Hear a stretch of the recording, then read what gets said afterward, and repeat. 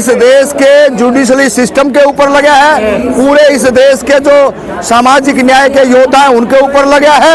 ये किसी एक सीजीआई के ऊपर नहीं है। और ये दलित का जो बात कर रहे हैं, ये दलित का नहीं है, तो पूरे देश के ऊपर जूता है। तो ये तो वो है ना, उन मनुवादियों को इस बात का कोई डर कोई खौफ नहीं है। उन्होंने जितने हमारे मानसिक गुलाम नेता थे, जितने हमारे मानसिक गुलाम वोटर थे, जितने हमारी महिलाएं मानसिक गुलामी में तैर रही थी, उनको इस बात का पूरा फैक्ट फाइंडिंग था कि आपसे सुप्रीम कोर्ट के ऊपर जज साहब सीजीआई पे आप हमला कर दो, या किसी नेता के ऊपर हमला कर दो, या इनके एजुकेशन पे हमला कर दो, या इनकी नौकरियों को खा जाओ, या इनके जो नेता हैं उनको इतना पिट्ठू, इतना गुलाम और इतना जो है उसको दबा के रख लो, कुछ होने वाला नहीं है। ये मनुवादी लोगों को इस बात की जानकारी हो चुकी थी और उसी का परिणाम है ये अंधविश्वास और पाखंडवाद की बदौलत जो है सीजीआई के ऊपर जूता फेंकेगा।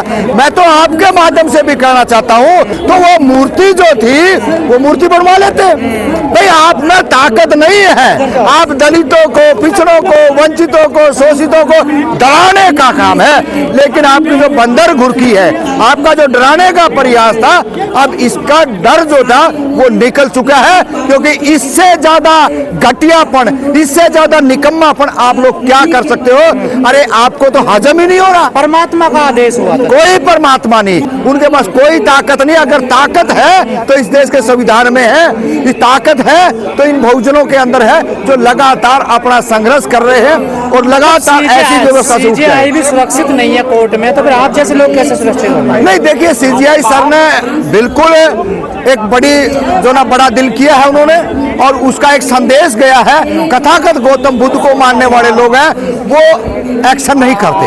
वो एक परिचय दिया है, एक उदाहरण दिया है।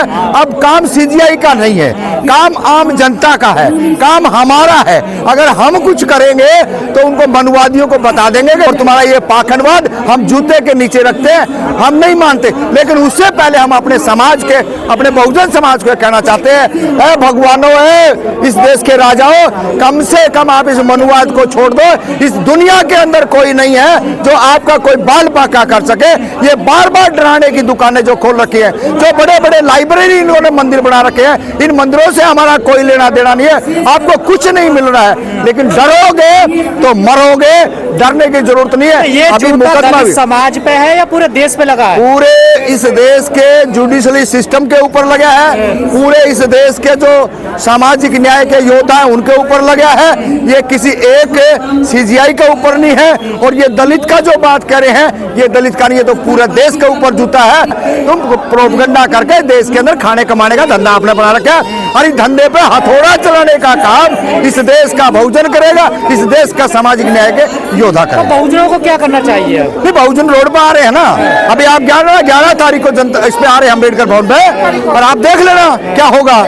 दिल्ली को रोक देंगे और इस देश के इन मनुवादियों को बता देंगे। और जितने आपने प्रोपगंडे बीजेपी आरएसएस की सत्ता में रहते हुए जितने लोगों को आपने मरवाना है, जितने लोगों को आपने जेलों में डलवाना है, हजारों साल लग जाएंगे। ये बहुजन समाज 85% समाज इतना लंबा चौड़ा है, ये आपका काबू नहीं आएगा। AK-47 से भी समाज को अगर तुम मारना चाहोगे तो 500 साल लगेगी। ये समाज इतना छोटा नहीं है, इस बात को देख लेना। लेकिन तुम्हारे ब्राह्मणवाद की, तुम्हारे मनुवाद की हमने कोई जरूरत नहीं है। उनको आप संभाल के रखिए और वो अपनी सेफ्टी आप करें, तो हमारे पास उसका कोई इलाज नहीं। सीजीआई ने सही कहा था कि भैया अपने आप बोलो, अपने आप करवा लो, हम उसका समर्थन करते हैं। सनातन का अपमान नहीं सहेगा हिंदुस्तान। सनातन कोई, उनका अपना धर्म है सनातन, वो सनातन को संभाल के रखे। हमारा कोई सनातन से लेना देना नहीं है। हम इस देश के बहुजन हैं, हम इस देश के बाबा साहब अम्बेडकर की संतान हैं, हम ज्योतिबा फुले की हैं, रामास्वामी पेरियार की है, ललन सिंह यादव की है, हम उनकी संतान हैं। उनके बताए हुए रास्ते पर चलते हैं। इस समाज के मैं तो अंधे बहरे गूंगों को कहना चाहता हूँ, अरे पाखंड को छोड़ दो। ये कान फुड़वाना, नाक फुड़वाना और ये धागे बांधना बंद कर दो। ये सब पाखंड है, सब अंधविश्वास है। अगर कुछ जिंदा है तो इस देश के अंदर माननीय काशीराम ने कहा, बाबा साहब ने कहा, ज्योतिबा फुले ने इनकी सारी की सारी जो दुकानें को उखाड़ के फेंक दिया, रामास्वामी पेरियार ने फेंक दिया, और हम उनकी संतान है। हम कहीं भी इनके बहकावों में नहीं आएंगे, न इनके पाखंडवाद में आएंगे। जिंदा लोग हैं, जिंदा तर्क करेंगे, और तर्क करने की हिम्मत और औकात और हैसियत नहीं है। बहुत अच्छा है। बहुजन समाज के लोगों ने जो बीच में जो गैप हुआ है उसकी भरपाई कर रहे हैं और आज लखनऊ में लगातार हम देख रहे थे लोग अपनी पूरी तैयारियों के साथ और पूरा जो है रमले बमले के साथ वहाँ पहुंचे हुए हैं। और उसी तरीके से हम दिल्ली के प्रेरणा स्थल पे हैं और यहाँ पर भी आप देख लें पूरे का पूरा समाज जो दिल्ली का है और बाहर से भी जो लोग हैं वो आए हैं। और ये हम पिछली बार जब आए तो ये नहीं था जो अब आप देख रहे हैं ये चीज़ें, तो आपकी बार तो बहुत और अच्छा सुंदर हो रहा है। तो इससे यही प्रेरणा मिलती है कि भाई कम से कम लोग अपने महापुरुषों के बारे में जानेंगे तो कुछ इतिहास पढ़ेंगे तो शायद जो आज की जो व्यवस्था है मनुवादी उससे लड़ने की ताकत मिलेगी। और इसीलिए यहाँ लोग आते हैं और लगातार तो आज बहन जी ने मनुवादियों को जवाब दे दिया है। बिल्कुल जवाब दिया है और बहन जी लगातार जवाब देने का प्रयास भी कर रही थी। बीच में थोड़ी रुकावटें आई भी हैं लेकिन अब जो है वो मजबूती के साथ हैं और इसी मजबूती के साथ लोगों का आना और लोगों का जुड़ना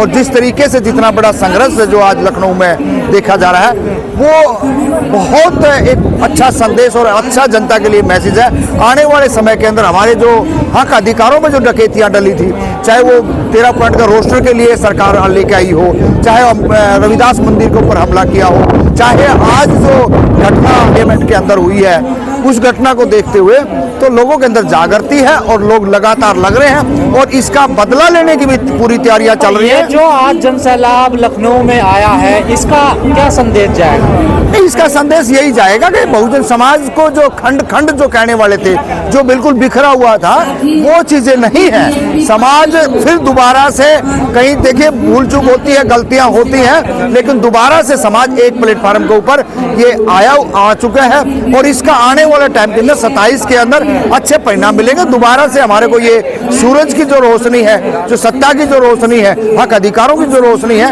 ये मिलने की पूरी उम्मीद और आशा है। बहुजन समाज है एक विशाल हाथी से भी बड़ा है पूरे देश भर में देखा जाए, लेकिन उन्हीं के समाज के सीजेआई के ऊपर जूता उछालने की कोशिश की जा रही है। हाँ नहीं, ये तो एक मनुवाद है ना। अब देखिए 10 साल किसी को मिल जाते हैं तो 10 साल का तो बालक भी जो है ना बड़ा हो जाता है। लखनऊ से लगाकर दिल्ली तक नीला ही ये तो हमारा सैलाब है, ये तो हमारी आस्था है और वो रहेगा ही। मिटाना चाहते हैं मगर वो मिट नहीं सकता क्योंकि उस बीच की तरह है, अगर जितना दबाओगे उतनी ग्रोथ से वो बाहर निकलेगा। आज बसपा ने इतिहास रच दिया। देखिए इतिहास की सबसे बड़ी रैली। इतिहास तो बहन जी ने अशोक के बाद अगर इस देश में किसी ने रचा तो बहन जी ने रचा है। आज लखनऊ देख लो बहन जी में, आज ये देख लो क्या संग्रहालय बनाते हो। इतिहास तो हम बनाने के लिए आए और बनाते रहेंगे। तो क्या बसपा कमबैक हो गई है? बसपा कमबैक थी। बसपा का ना कोई मंत्री है ना कोई विधायक है, मगर समाज आज भी बहन जी को सुनने के लिए लाई और गुड़ और चने खा के जा रहा है। तो बसपा का कमबैक पिछले 10-11 साल में बहुत बड़ी रैली की है। आज देखिए बहन, आज बहन जी ने कहा बहन जी बड़ी थी और बहन जी में आस्था है। बहन जी इज नॉट लीडर, बहन जी इज द ग्रेट वुमन। विरोधियों को जवाब मिल गया। विरोधियों को जवाब तो हम उस दिन ही देखे थे जिस दिन बीएसपी का गठन हुआ था। मगर विरोधी कहीं ना कहीं दाव फंसा के अंबेडकर नामा से गांधी नामा करना चाह रहे हैं। मगर मैं उन लोगों को भी कह दूं ये बीएसपीएस को खत्म करना मुश्किल सा लगता है मुझे। अब सीजेआई साहब की बात करें जो उनके साथ हुआ, आपको नहीं लगता है पूरे देश के लिए ये कलंकित घटना नहीं है? ये उस मनुवाद जो आज भी देश में हावी है, जिसे लगता है जो हमारे जूते साफ करता था, जो हमारे खेतों में फ्री में काम करता था, आज वो ब्रांडेड सूट और कपड़े पहन के हमें काम कर रहा, तो कहीं ना कहीं वो टीस तो रहेगी। और वो टीस जूता तो आप में लग रहा है ना। देखिए जूता वो धोखे से मारा है। सीजेआई साहब ने तो माफ कर देना उसको। तो हमारा समाज तो वैसी सहनशीलता है। जूता मारा, हम कॉन्स्टिट्यूशन पे काम कर रहे हैं, उनका औहदा है। वो कहेंगे मैं इतना गंदा भी नहीं हुआ कि इसमें हाथ मार के अपना हाथ गंदा कर लूं। ये नादानी के लोग हैं, ये आरएसएस ने कराया हुआ है, मगर आरएसएस समझ गई है।